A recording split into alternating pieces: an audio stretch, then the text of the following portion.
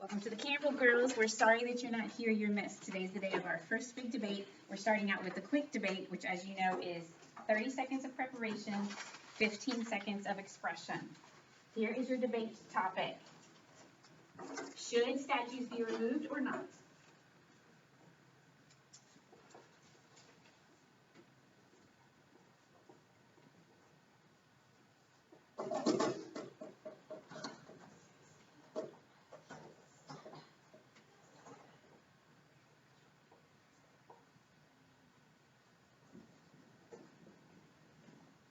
Seconds.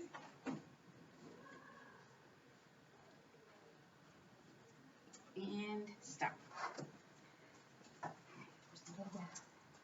Today we'll start on the other side. Toast it moving in. Means you're the first or the last. Chloe, you're going to get us started. You have 15 seconds. You're going to stand up and you're going to act as if you have prepared for this for a week and you are speaking very confidently about what you're going to say. And go. Statues should not be removed because they have historical value and represent something, whether for the good side or the wrong side.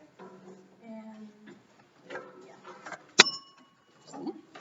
Historical monuments, statues should not be removed because they are reminders of our past. If we don't know our past, our history, we're bound to repeat it. So we need to know it. Statues should not be removed because they remind us of our past and our history. Very good.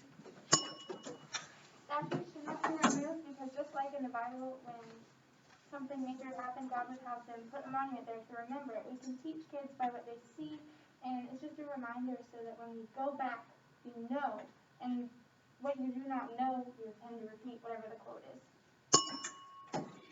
Statues should not be removed because they are symbols of history and past and Statues should not be removed, but it also depends on what statue you're talking about. I think that they probably should be left and to be memorized of what is. Statues should not be removed because they represent historical people and help us remember what they did. If we take away the statues, that takes away another piece which will allow us to forget our history. All right. I would like you to think about how you did today compared to how you did last week. Now, granted, last week you were talking about restaurants, so it's probably not something you feel very passionate about. But debate, in essence, the official debate is a performance. And it may seem like an argument for truth or whatever, but in all honesty, a debate, an official debate, is not really about the truth. It's about who is the most convincing. Now, I totally disagree with that, but we're going to learn some methods of official debate, but then we're also going to take it down into the personal side, because when you're talking to someone you disagree with, that's not a debate. And it shouldn't be about who is the most convincing, but about seeking the truth. If you're seeking the truth, you can always have a conversation with someone, no matter who they are. Okay, now you're probably like, please stop talking because I've got all this stuff in my head that I memorized and I'm ready to do the debate and, let's go. All right, you have a paper that has 3 things on it: logos, pathos, ethos. If you watched the videos and did your homework, you know what those are now. Logos, these are 3 rhetorical devices used to persuade people. You see them in commercials, you see them in TV, you see them all over the place. You don't need to write anything just yet, unless you don't know the definition. If you don't know the definition, you should write it down. Logos, just write down logic. So when you see a commercial that says, this is the best toothpaste in the whole entire world because it cleans your breath 57 times more than the other brand that we aren't going to tell you what it is because, whatever, and, statistics and blah, blah, blah, blah, blah, they're trying to convince you based on logos. Pathos is emotion. So that's your emotional appeals. That's your, look at the little puppy dog, and if you don't save him today, he's going to die. That whole thing. That's the emotional appeal. And sometimes both of these are used very effectively. They are also used in manipulation. So just because you see one, again, it's like the fallacies. Just because you see one, it doesn't mean it's wrong. There's just a name for it. And the last one is ethos. So ethos is kind of like ethics, but just put down trust. It's the idea of, I am trustworthy, therefore you should believe what I have to say. So here's the guy in the lab coat, who's a total actor, who's like, as a dentist, I recommend this toothbrush, blah, blah, blah, blah. And you're like, ooh, he's a dentist. He got paid $50 to stand there and pretend to be a dentist, but it doesn't matter because your brain says, he's a dentist, therefore I trust him, I want his toothbrush. Or the athletes. I'm an athlete and you like me and therefore you trust me, and when I say buy this car, you want to buy this car because you want to be like me. It's a little weird, but that's going to come into play very importantly in future arguments. These three rhetorical devices are going to be used in your debates and in our discussions, so it's very important to know which ones they are and how to sparse them out. All of them can be used effectively. In fact, a really great argument has all three because people are more affected by certain things. So let me ask you a question. If someone's arguing with you or someone's persuading you, the commercials, for example, say you want to buy a new shampoo. Daniel probably doesn't, but sorry, you're the only one. You want a new shampoo, and you've heard about this new horse shampoo. That was a thing when we were in high school. Horse shampoo, what in the world? So you see a commercial about the horse shampoo. Basically, it's because, I mean, just look at the horses. Their manes are so pretty and nice. Just think what it can do for your hair. A little weird. I'm not sure why it was a thing. Mayonnaise was another thing. We were all really going for the big hair, so what to do to save your hair from the ozone layer is a long story. But you want to know more about this. So you go and you see a commercial. Now, would you be more affected, more likely to buy it, by somebody who said, oh, well, this has 5 times more blah, blah, blah than such and such, and it has this many more blah, blah, blah that will make your hair strong, and it will do this, and, you know, like all these facts and statistics, you're like, I can trust that because it's logical and scientific. Or would you be more affected by the horse running through the field, and in front of him is a woman with beautiful flowing hair saying, don't hate me because I'm beautiful. I used to look like you, but now you can look like me. That's Santina, basically. And we all fell for it. Or would you be more effective by somebody you know personally who has great hair, and they're like, try this, I used it. Which one would you be most affected by? Probably. How many of you would be most affected by the logic thing? I want to know the facts. How many of you most affected by the emotion? How many of you most affected by the ethos? Daniel's going to trust that girl that says I used it. You should use it too. He's going to trust the horse. No, that's good to know. It's good to know who you are, because I'm betting the argument you prepared for today leans heavily on the one that's most effective for you. You should think of that as your great strength and also your great weakness. An unguarded strength is a double weakness. I heard that in high school and never forgot it. Because when you have a strength, it's a God-given strength. So that is your nature and your personality. God gave that to you. And it's probably going to be your most naturally effective way to communicate with others. However, it is your weakness because if you always focus on that one, or you're like, hey, I got this one, I'm good at this one, and you don't give it to God, it ends up becoming more of a pride thing. And you also kind of alienate the other people. If you only use logos all the time, what about your audience who's emotionally based? You aren't reaching them because you're like, well, duh, you know, here's all these facts. So remember that when you're preparing your argument, because you're probably going to look for evidence that fits the one that's most effective to you. I noticed that the other day when I was talking, I sent a letter to the congressman, who I know is a liberal, senator, about something extremely, extremely important. And I caught myself, instead of giving statistics, I gave a big picture blanket statement. This is not what the American people believe in general, but I didn't give them a number. And then I told him a story about my daughter who was born as a preemie, and such and such and such and such and such and such and such and such, and you would have chosen blah, blah, blah, blah, blah, blah. I totally went for an emotional appeal, and I didn't even do it on purpose. It's just what came to me as what I would communicate most that I thought would be most effective. And I got done with all that, and I was like, oh, that was pathos. Oh my goodness. That is my gift. When I speak, my biggest strength is getting people to feel something. My worst weakness is logos. When I married my husband, he would do missionary presentations. We were both missionaries individually. We'd go to churches. I would go to churches. I'd tell all these stories. People would laugh. People would cry. They'd be interested. And I'd get done. And I'd be like, wait, did I tell him my name? Like, did I tell him where I was going? Did I tell him any details? But, you know, it was interesting. Whereas my husband comes and he's like Mr. Logos. So he's like detail, detail, detail, detail, detail, detail, detail. And he gets all done. And people are like, well, that was very interesting. But it didn't get their heart. So put the two of us together and we had a pretty strong presentation. So you need to be aware of that. If emotion is not your thing, you may not want to try to tell a really nice story because it may not come out right, but be aware that you have people in that audience that that's most effective to you. All right, so what you're going to do today, that little paper in front of you, the first debate is going to be women in the military, should they be in the draft or not? Because there are two of you. You don't know which side you are arguing for. You will in just a second. The rest of you have your little paper, logos, pathos, ethos. You're pretty much going to ignore the ethos right now because we all pretty much trust each other because we're all in the same classroom. We're going to deal with that a little bit later today. However, I want you to pay attention to the logos and the pathos. When you hear somebody using one of those, I want you to give a little check mark. So basically kind of put an initial, like an R and a D maybe, and anytime you hear a logos, check it. Anytime you hear a pathos, check it. And it's a little vague, so it's not like it's a perfect thing. It's not a test. But it's just to get you aware of listening for it. Which one are they using? Which one are they using? And was it effective? All right? So, Rebecca and Daniel, to the podiums. Whew. I'm like nervous for y'all, really.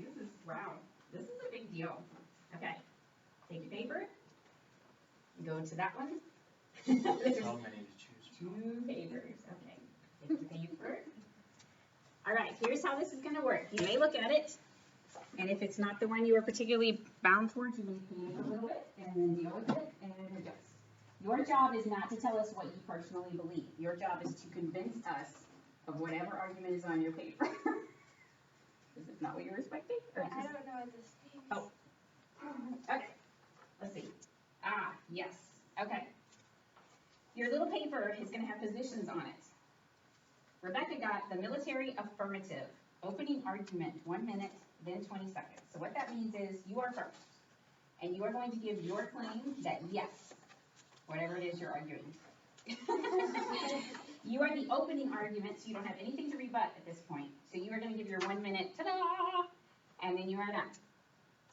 Then I'm going to say something like, we will now open it to the first negative, who will have 1 minute. And the first negative is going to rebut whatever she had to say, and he's not going to call anybody names.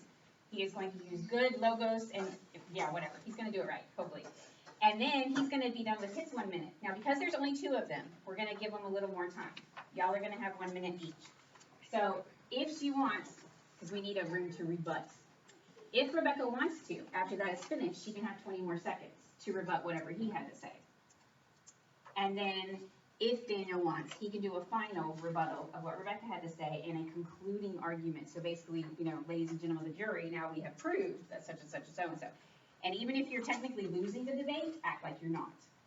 Because your job is to convince everybody what you are saying is true and you want them to believe you.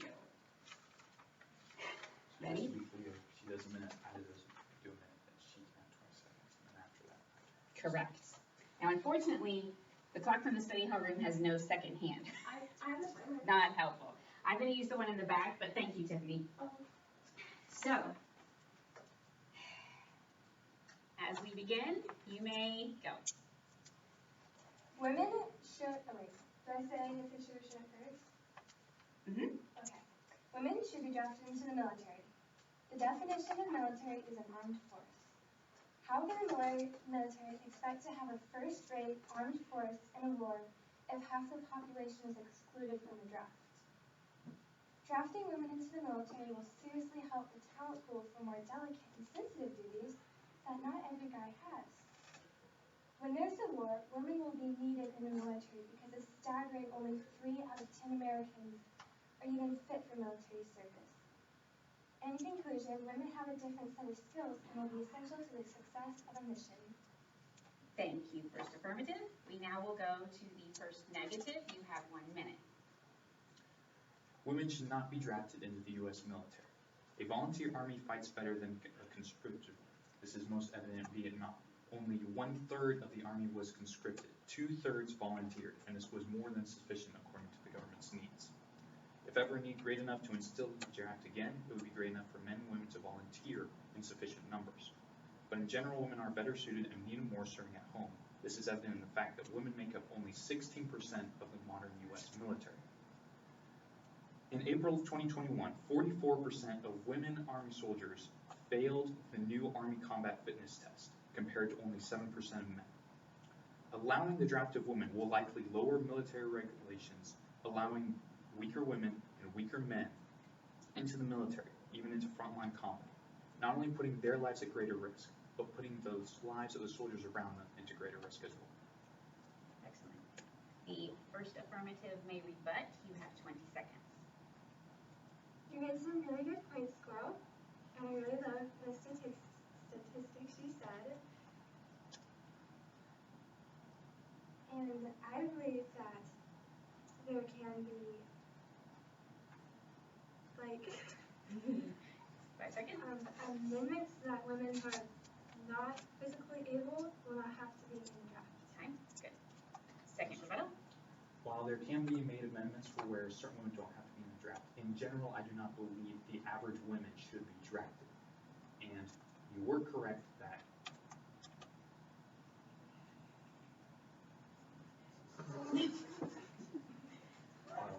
I forgot, so I'll just stick with my first. Okay, well done. Good job, all. You may return to your seats. All right. Which one is Rebecca strong in? Ethos, Pathos, or Logos? Pathos or Logos, actually. This is a good mix. Okay. I got half and half. All right. Which one was Daniel strong in? Logos. Okay. Rebecca appealed to your heart in a lot of ways. She wanted to give you kind of her perspective. Daniel appealed to your mind in a lot of ways. He wanted to give you a lot of facts. Now, this was actually very appropriate because Daniel, not being a man, would be open to attack by the woman saying, well, you just don't understand because you're not a woman, which is not a valid argument. That is a fallacy. But to your audience, that's pretty effective. And you would need to be prepared to rebut that. I'm not a woman. I don't want to be a woman. I don't pretend to be a woman. However, blah, blah, blah, blah, blah. Therefore, and there are a lot of slippery slopes that you could go down in that one when there is gender involved because, you know, and particularly feminism as well. There's a lot we could say about the argument itself, but that's not really the point. Well done on your first one. Good job. All right. Next argument. You two are going to be checking Logos and Pathos on these 5 debaters who also do not know their positions until now. All right, here we go. When you get yours, you may bring your material up to the front.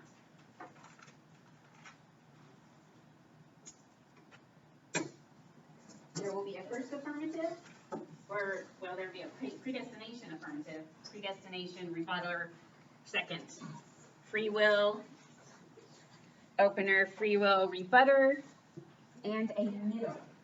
If you're in the middle, you come up and stand in the middle. Now, usually a debate would never have a middle. Because in an official debate, like a debate contest or a debate team, there is always one side that wins. Regardless of what's true or anything like that, one side wins because they were more convincing than the other side. We're not really doing that so much in the middle. Ooh, congrats. All right, so. I have a question. Yep. What does the negative mean again? Okay, The first negative. first negative. Which one do you have, free will or predestination? Okay. All right, which one do you have, Christina? First affirmative, predestination. This is going to be difficult because I happen to know that our first on both sides would rather be on the other side. Because it is our first, would you like to trade? Okay, you may. What about you, Chloe? Open it though? You good? So I guess we'll put it open. Predestination is opening. Free will is rebutting and responding. How about you, Evelyn? Are you good where you are? Chloe also Okay, this is interesting. You should have argued the one you didn't believe in. Yes, that would be more interesting. All right, now, no, okay. So, first affirmative is predestination. So that is Savannah. So Savannah's going to get 1 minute. Then Christina is going to get to rebut and then give her claim. Then Adeline, who is listening the whole time and taking copious notes or scratching things out or whatever, is going to respond with a rebuttal to Christina and also her own claim, basically trying to come up with anything that the first person didn't say or a continued argument that you have more evidence for. And then Chloe is going to do the same thing. You're going to kind of respond to the whole thing that's happened so far. And then Bree has the job at the very end to do the concluding argument. And what you're going to do is basically pick the best arguments from both sides, or the best arguments from both of your sides that you researched, and give a total conclusion of the two. So she's like a narrator. In a sense, yes. Kind of like, did we represent both of these arguments well? And what is our conclusion, which is not a conclusion to one side, but more a conclusion to here's the two arguments. All right. Whew. All right, guys. Gotta get somewhere where I can see secondhand. And Savannah. Not only does the Bible support the idea of predestination, but it mentions it by name. I encourage you to read these verses in context. John 15:16 says, "Ye have not chosen me, but I have chosen you and ordained you." This knocks out the idea that it is our choice. Ephesians 1:4-5 says, "For he chose us in him before the creation of the world to be holy and blameless in his sight. In love he predestined us for the adoption to sonship through Jesus Christ, in accordance with his pleasure and goodwill." Acts 14:48 says, "And as many as were ordained to eternal life believed." It doesn't say anybody who wanted or understood the gospel obtained salvation, but those who were ordained. John 6:65 says, "No man can come unto me except it were given unto him of my Father." The idea that God wants everyone does not mean predestination is wrong. Matthew 22:14 says, "For many are called, but few are chosen." And to those who might say that this is unfair, Romans 9:19-23 says, "One of you will say to me, then why does God still blame us? For who is able to resist his will? But who are you, a human being, to talk back to God? What shall is formed say to the one who formed it? Why did you make this like me? Why did you make me like this? Does not the potter have the right to make out of the same lump of clay some pottery for special purposes and some for common use?" Well, Savannah made some good points. The Bible actually very clearly supports the doctrine of free will, which states that it is our choice if we choose Jesus as our Savior. Jesus said in John 3:16 that for God so loved the world that he gave his only begotten Son, that whosoever believes in him should not perish, but will have everlasting life. That's a choice clearly given to the people, not pushed on them. Furthermore, Jesus said, "For this is the will of my Father, that everyone who looks to the Son and believes in him should have eternal life, and I will raise him up in the last day." God does know everything. He knows who will choose him, but he leaves that choice up to them. In Romans 1:19-20, it says, For what can be known about God is plain to them, because God has shown it to them, for his invisible attributes, namely his eternal power and divine nature, have been clearly perceived ever since the creation of the world in the things that have been made. So they are without excuse. How can someone be without excuse if it's not up to them? All right. The second affirmative will rebut and respond. You have 1 minute. So you made some very good points. Did you know that there isn't a single verse that directly mentions free will in the Bible? In the Bible, it tells us that we are predestined, and God already knows who He chose to go to heaven and hell. Isaiah 5:1 says, "For my thoughts are not your thoughts, neither are your ways my ways, says the Lord." A big reason people don't believe in predestination is because they can't cope with the idea of our loving God deciding to send some people to heaven and sadly some people to hell. However, if we fully trust God that He is all-knowing and our loving Father, then we have to submit to His decisions. Again, I'm going to bring up Isaiah 5:1, "For my thoughts are not your thoughts, neither are your ways my ways." God's ways are much bigger and different than ours. We have to trust that God does everything for a reason. If God is omnipresent, then He already knows what everyone's future holds. Saying that He doesn't predestine comes into the question of, does God know our futures? Just because God knows that someone is going to go to hell doesn't mean that He's not going to create the person. It's part of living in a sinful world. Some people will go to hell. Lily, the second negative will rebut and respond. So first of all, God gave Adam and Eve a choice whether or not to obey Him and eat the fruit of the tree of the knowledge of good and evil. They chose wrong, and well, the world's being punished by it. But God gave them a choice if they weren't predestined to choose the wrong tree. In Ephesians 1, I know Savannah used, he was not talking about, well, Paul, the author, was not talking about the belief of predestination, but he was saying that God chose the Israelites to be his people. And you can choose something, but not completely predestine it.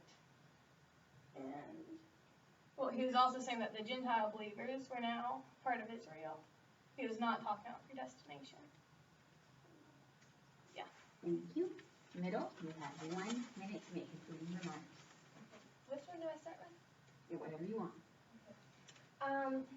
Free will. God gives everyone the ability to believe in Him. They can choose to reject or believe in Him. John 13:16. For God so loved the world that he gave his only Son, that whoever believes in him should not perish but have eternal life.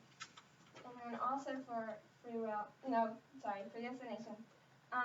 Someone who is dead in their trespasses and sins, because everyone is dead, they have sinned, so they're spiritually dead, can't choose God unless God gives him a new heart.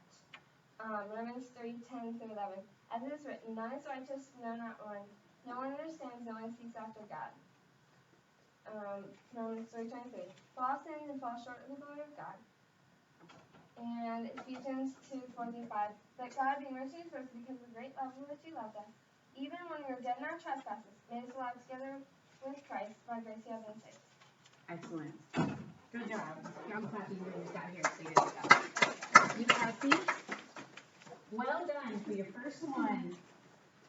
All right. Audience, as in Rebecca and Daniel. What is something particular you noticed about the logos and pathos? Did you see one who was more on the logos side? I would say they're pretty much all logos except for Evelyn, who was more pathos. What about you, Rebecca? That's what I said too. That's what I would say too. So, interestingly enough, most of you used, the majority of what you said was scripture, which I think is great. And then Evelyn used an appeal, basically talking to your audience and trying to get them to understand where she was coming from. And that is also great. Now, ethos is the trustworthy aspect of it. And as mentioned, sorry you guys, you missed the actual debate. We just finished. You're welcome to stay if you wish, but you're also welcome to leave. Ethos is the trustworthiness. Now, your trustworthiness starts from the moment people see you, if they don't know you. If they do know you, they already know all this stuff ahead of time. Like, for example, if Mrs. Russell came in and told me, these are the best vitamins I've ever had, I'd buy them. Because I know her. I know what she cares about. Now, if I walked in and said, these are good vitamins, somebody would probably be like, well, okay, you know, what's some of the information about it, blah, blah, blah, blah, blah, blah. My older sister's the same way. She's like, I did all this research, and blah, blah, blah, and it has more of this and less of this, blah, blah, blah, blah, blah. And I'm like, okay, I'll take them. Because that's not my gift. If I said, this is a good way to fight human trafficking, somebody who knew me would be like, okay, I'm on board. They wouldn't have to necessarily vet that particular organization because they know me, they know that I already did that, and they would trust my recommendation. Okay, so what do you do when you're going to a brand new audience of totally new people who don't already trust you and they don't know? Well, that's going to come through in your first impression and your second impression and your third impression until you walk up to that podium, and then it's going to be what you have to say. So oftentimes, people have formed an opinion of you before you ever open your mouth. And that's why nonverbals are very important, which is why we do things like taking speech class. So, some of the things that build good ethos, for one, what you wear. If you are in a professional debate, dress like a professional. What would have happened if a presidential candidate showed up in shorts and a t-shirt? I mean, it had American flag on it. Yeah. Some people would be like, all right, I'm voting for you. So it depends on which audience you want to reach. If you want to be the renegade who's like, forget all this stupid nonsense, we're going to be real, and I mean, bring your gun to the debate or whatever, you know, make your point. But if you want to come across as a professional, dress like a professional. In fact, really dressing professional makes you come across as trustworthy pretty much in all settings, so it's a good bet.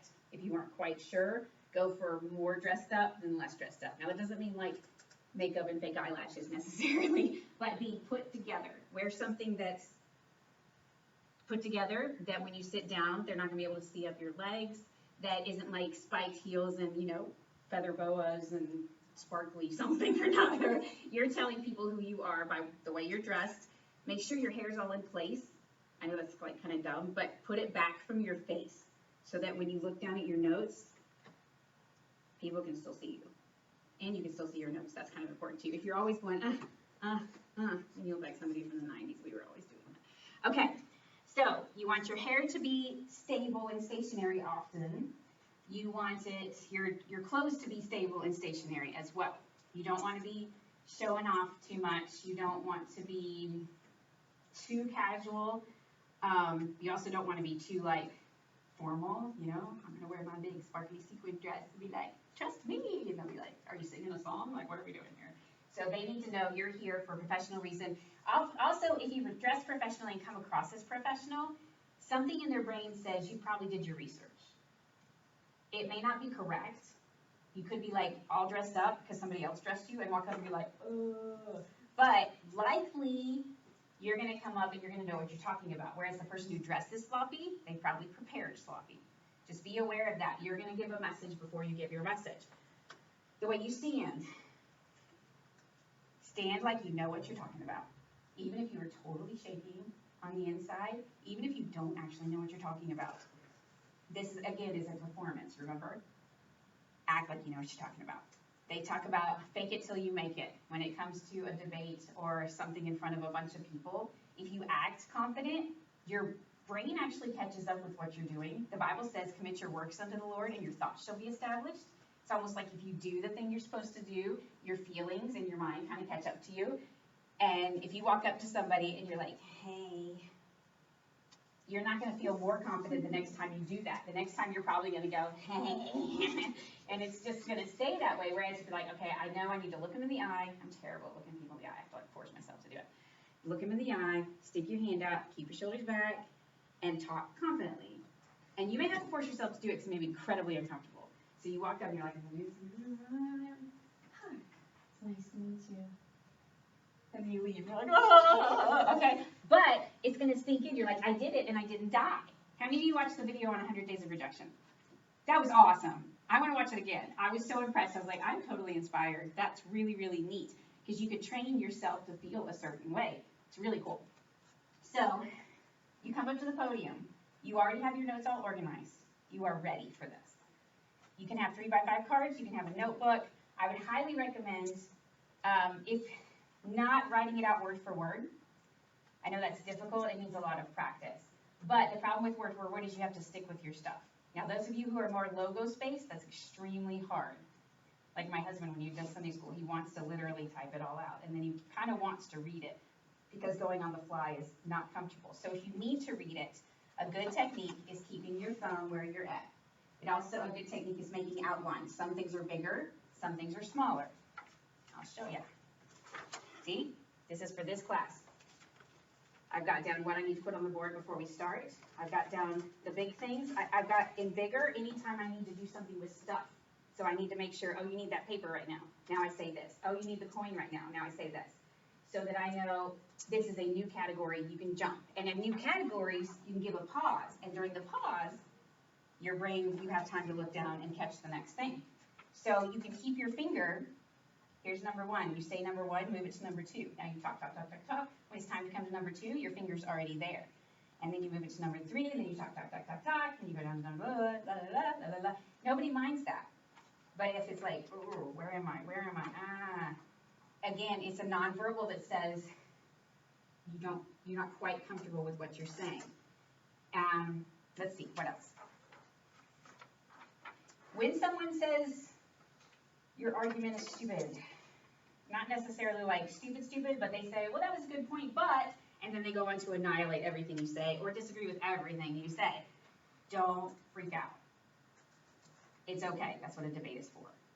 So tell yourself in your brain, if you're one of those people that hates conflict, like me, tell yourself, this is what we're here for. This is okay. My job is to attack the argument, not the person. And whatever they say about me, this is not personal. This is about our topic. When you're in debate, it's the topic. It should never become personal. Don't watch presidential debates for good examples. Watch like college debates or high school debates or international debates. In fact, you can even get on YouTube and find this debate from the 50s where they brought in representatives from different cultures like Japan and Korea and all this, and teenagers. And they had them sit down for a debate on things like prejudice. So cool. I mean, really cool. Nobody got ticked off and started yelling at each other, but they talked about some hefty stuff.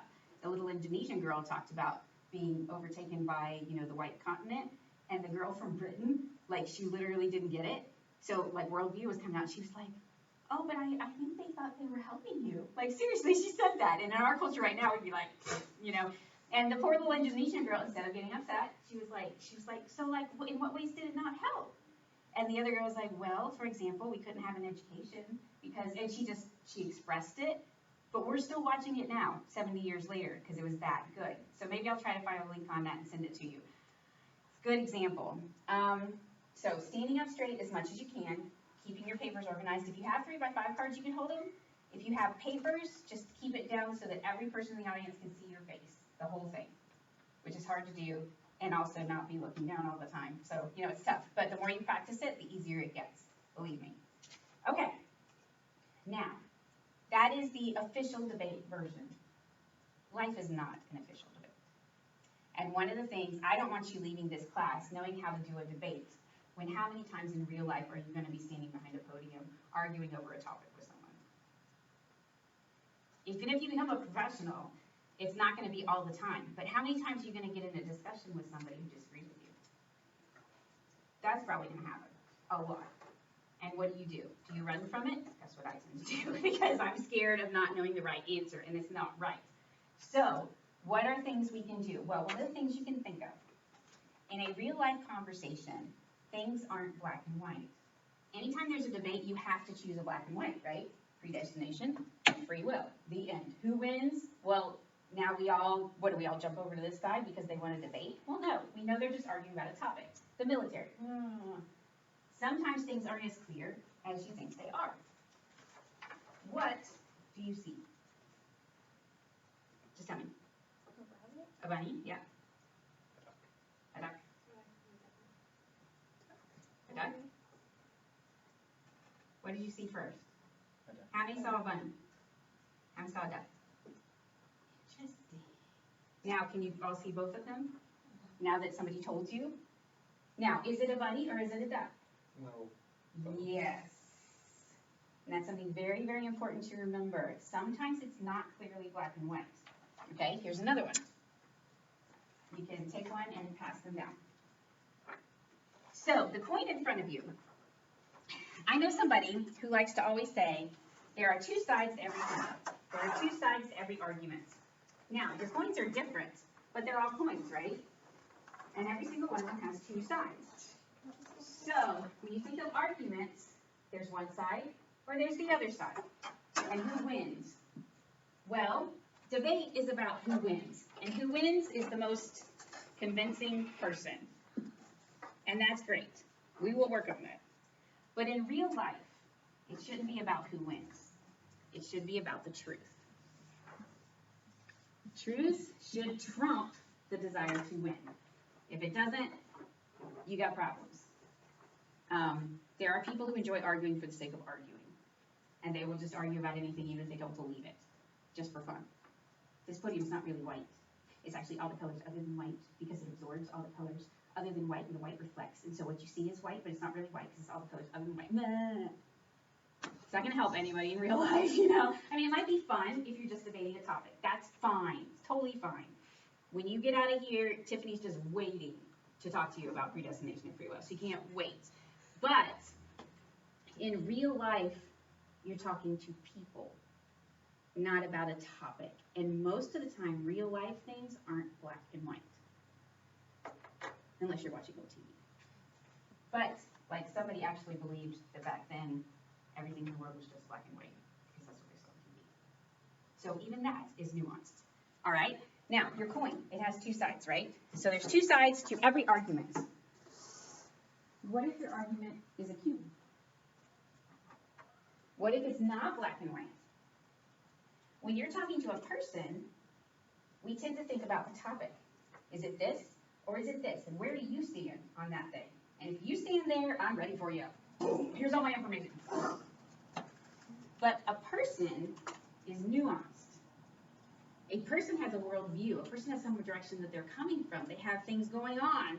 There's reasons why they're on the side they're on, and it's probably not just because they heard a debate once and they were like, oh, okay, I'm good for life. There's stuff there. So, for example, that's why we ate the little weirdo Korean stuff last week, because it's good to recognize not to lean on your own understanding. And that's why the whys are so important. Why? Example with the statues. What would be the two sides of the argument? Somebody just tell me. I like small classes because you can just talk, Well, some Some statues should be removed because they're appropriate, Okay? and the other side would be the statues shouldn't be removed because they're historical. And so then the real argument would kind of be, what's the definition of inappropriate, right? Who decides what's inappropriate? And now, so that's the parameters of your argument, right? You could be arguing, and come to find out they want to take down this statue of some really inappropriate whatever, and you're like, oh, whoops. Yeah, I'm okay with that.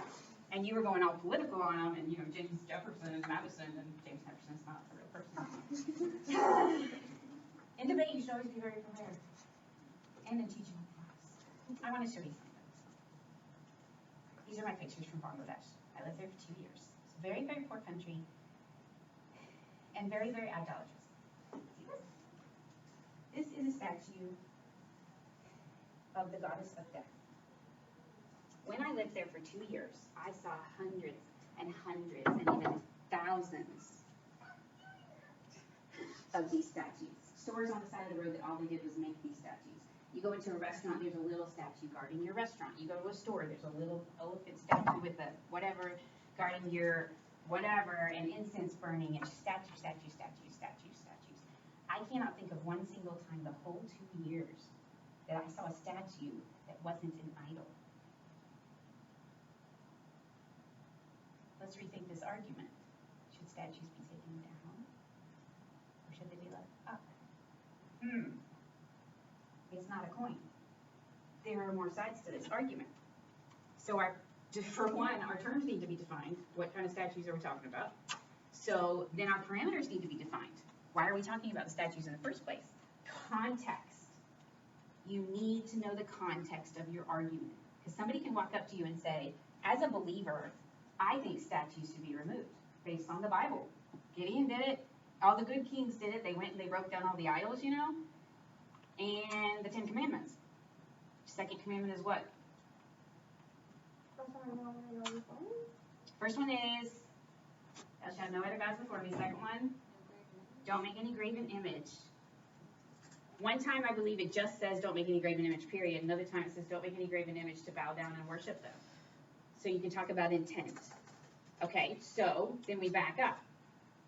Why do we have statues? To honor people. So some of y'all mentioned it's our history. And so they need to stay up there for history. Why are we honoring them? Because they're memorable. They did something worthy of mention. Okay, they did something worthy of mention, or do we put them up there because they themselves are worthy? Putting somebody up on a pedestal, what does that actually mean? So for some people, it's a memorial. It's just to remember something. For other people, it's like you put that person up there like a superhero as if they are higher than regular people.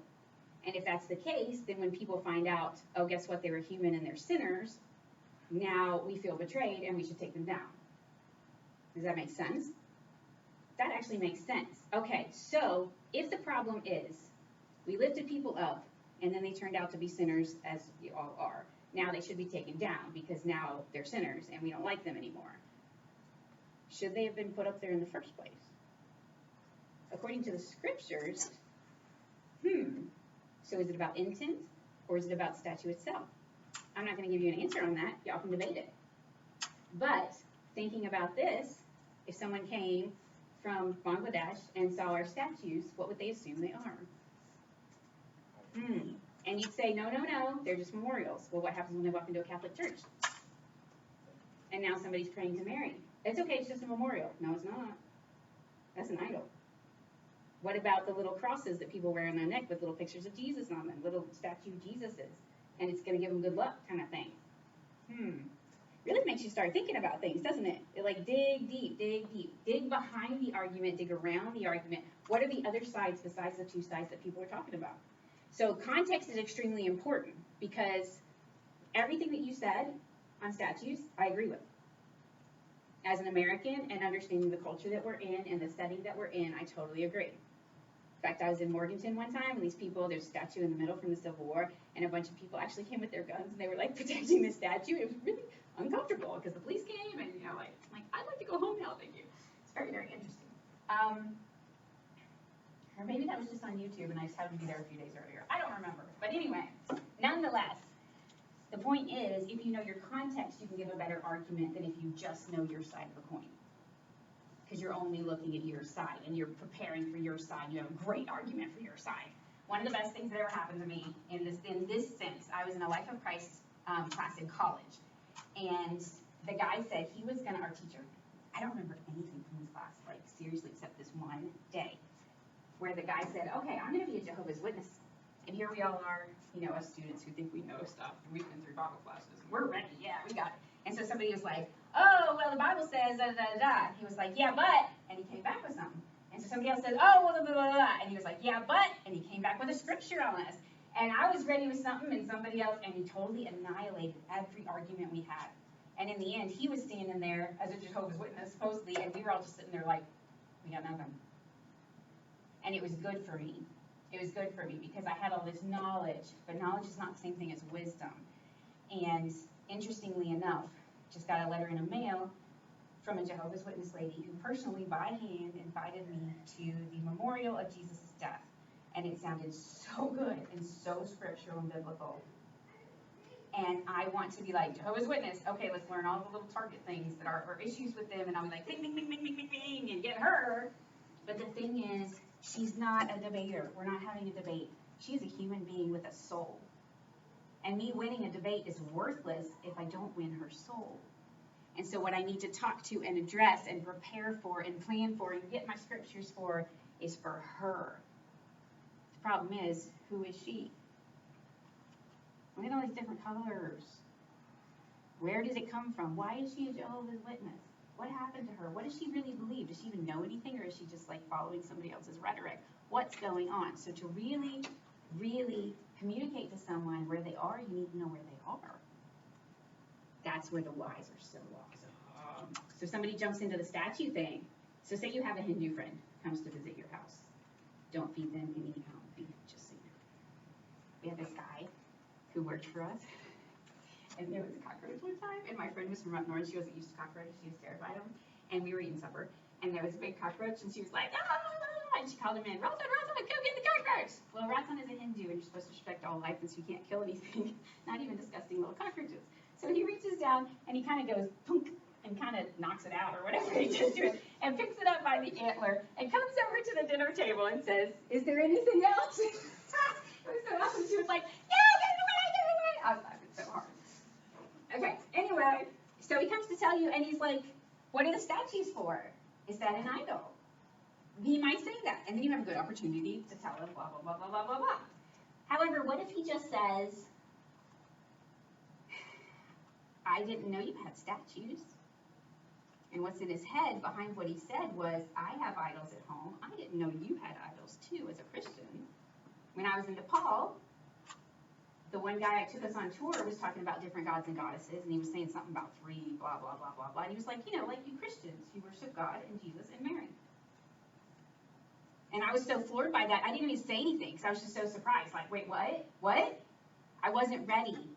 And I was so scared of, like, what do I say, what do I say, what do I say, what do I say? What I should have said was, why do you think that? Learn where he's at. And he would say, well, because so-and-so and such and such. Oh, well, why would you come up with another question? Keep asking questions until you come up with something to say, you know? Then you find out, where are they? Where are they? Where are they? Where are they?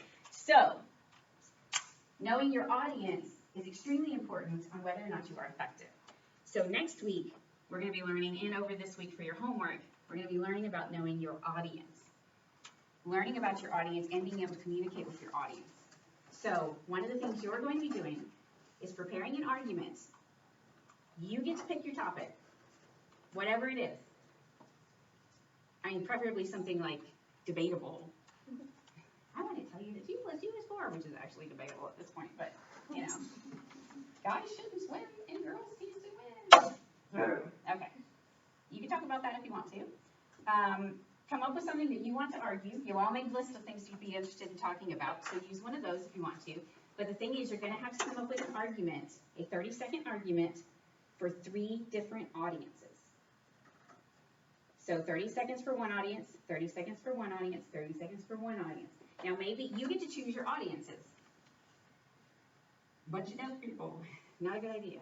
Bunch of sign language. So pick an audience that you can speak to. So say, for example, I'm going to send you a video on this guy who has this, like, physics. He's like a physics genius.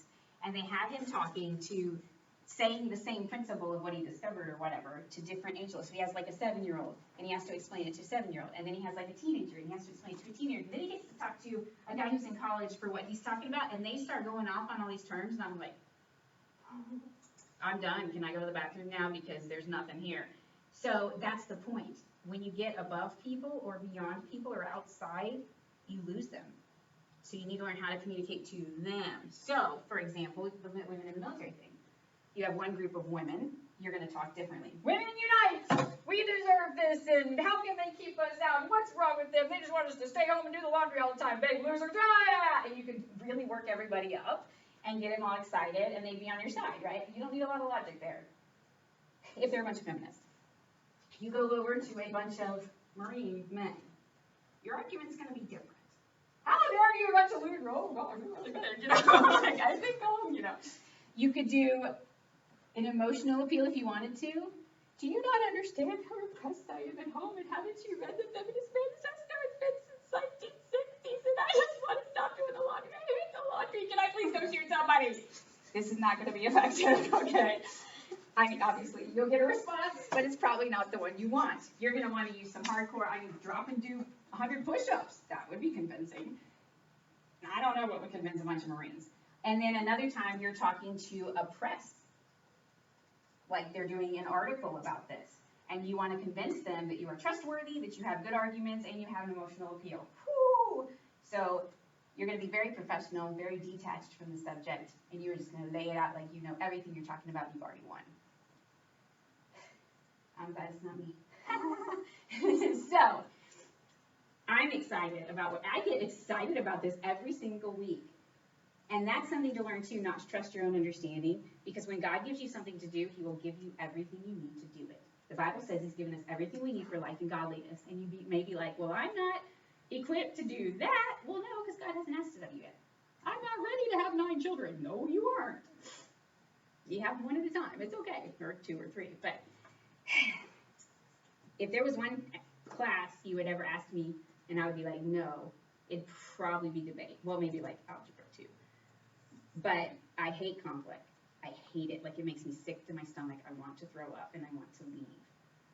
If you literally came up to me today and was like, class was a little disappointing, I'd be like, on the inside. You know, I keep my face, but it would just be like, oh, can I go home now?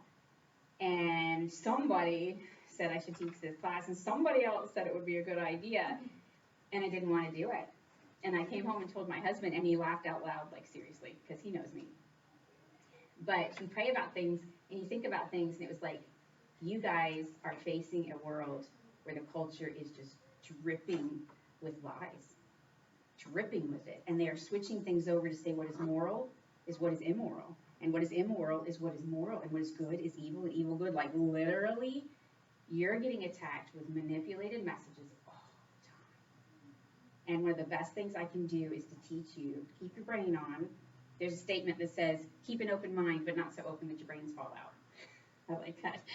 To think beyond just the rhetoric so that you can communicate with real people, because that's often what changes the world. So, it's probably not going to be a typical debate class.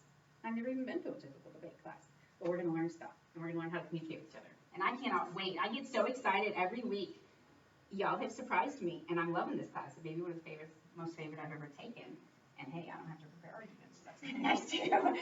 But I look forward to what you have to say, because you're really learning how to communicate and have good ways of getting truth across. And I appreciate the fact that you're not just throwing out your opinion.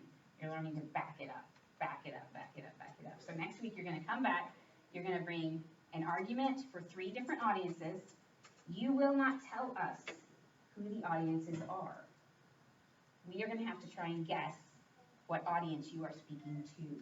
So it needs to be kind of clear, if possible. I mean, if you're like, all right, boys and girls, today we're going to learn about how transgenderism isn't really a thing. Okay, we'll be like, saboteur executives, you know. So if you plan to talk as a professional, you're welcome to dress as a professional. So you can tell us, this is the one I'm dressing for, or whatever, you know, whatever. Make it as interesting as you want. You can bring a PowerPoint if you want. You can juggle balls if that will help you. Whatever you need to do. And remember, it's a performance. So your performance is convincing people of what you have to say and backing it up with whatever you need to back it up with to convince them of your point. Any questions? Yes. Can we open the argument start with like saying you pick a certain topic and the nuance of what you're arguing is slightly different for each argument? Can you say it like differently? Yes, so then your opening statement would be different. Yes. So kind of like, cucumbers are good for your health, you should eat them. And then the next people, it's like, cucumbers are great for canning. The next people, it's like, cucumbers are really good to sell. Your first statement would let us know the nuance of your, but it's all about cucumbers, which would be a weird argument. Cucumbers scare cats, it'll be fun. Anyone else had a question?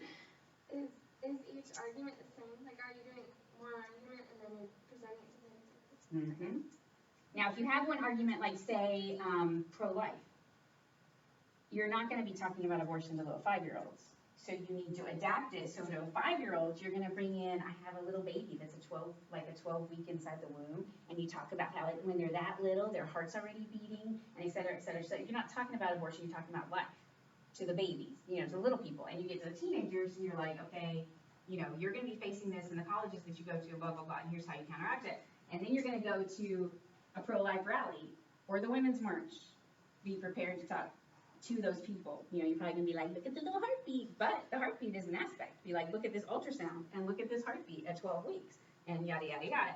So same argument, different. I mean, you can change your argument slightly, but it needs to be at least the same topic. Does that make sense? Okay. I may be having surgery in the morning. Still don't know. Because of insurance, they're still talking to them, which is weird. I like to be prepared for things. If I am, next week I might be a little bit stupid and a little bit not feeling so well. I'm going to try my best to be here regardless. Daniel may have to drive me. He'll be like, my audience today is to a lady who had surgery and she's on heavy medication and she's kind of stupid looking. I will try to be here. If by chance I can't, I may video class and you can have it in the study hall room, or we'll adapt to it, but I will let you know.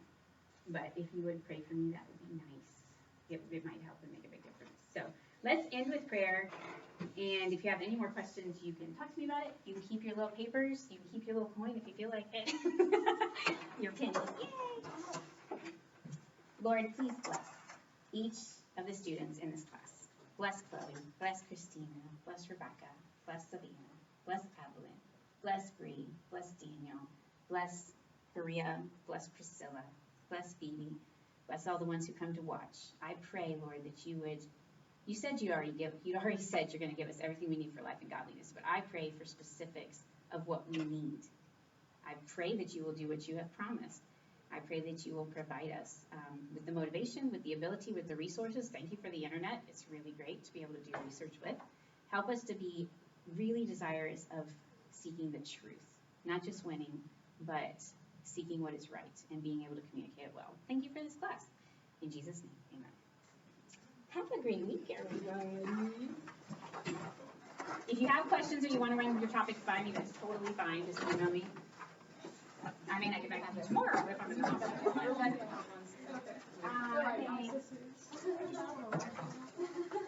You gonna tell me why it's a duck and not a bunny?